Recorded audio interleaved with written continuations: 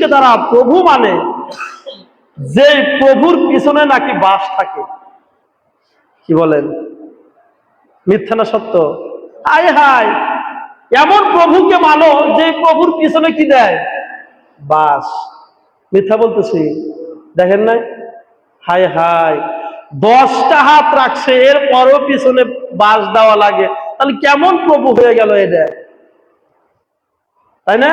10টা হাত, হায় হায়, আমাদের প্রভুর 10টা হাত লাগে।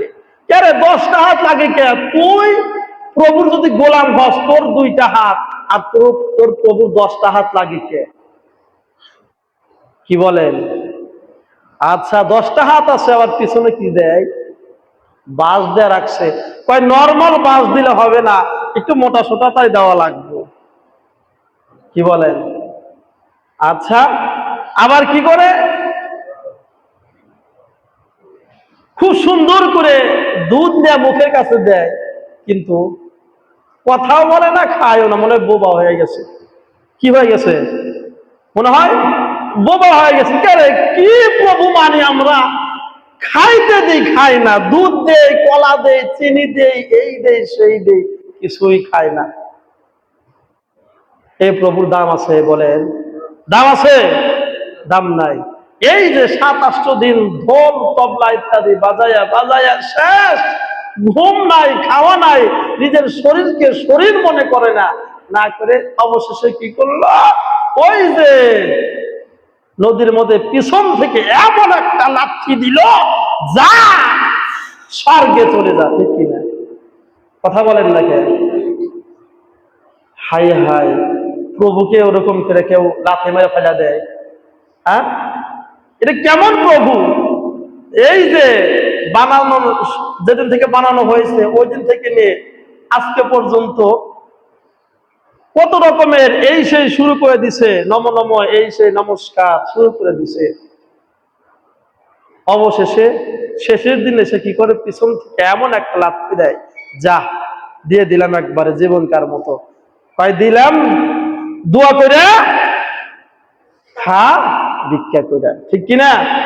এরকম প্রভু আমরা মানি না। এরকম প্রভুকে ভিক্ষা দেয়, লাথি দেয়, এরকম প্রভু আমরা মানি না। আমরা কেবলমাত্র শুধুমাত্র একজনকে মানি, যে প্রভু সারা বিশ্বের মালিক। বলেন সুবহান। কি বলেন? হায় হায়, কিছু মুসলমানকে এরকম দেখা গেছে যে এই মণ্ডপে গিয়ে বসে রয়েছে এরকম, আমি আইছি কোথায়? হিন্দুদের মণ্ডপে আইছি, আমাকে দাওয়াত দেওয়া হয়েছিল, এই জন্য আমি এখানে আইছি। আছে কিনা? যায় নাই? যায় নাই? গেছে। দুঃখ লাগে ওই সকল মানুষের প্রতি। তুমি মুসলমানের সন্তান হয়ে কিভাবে ওই মণ্ডপে চলে যাও? তোমার লজ্জা লাগে না? ওর ভয় লাগে না? তুমি মুসলমানের সন্তান হয়ে কেন যাও ওখানে? কেন? তোমার ভিতর কি ইমানের চেতনা নাই? ইমানের চেতনা নাই?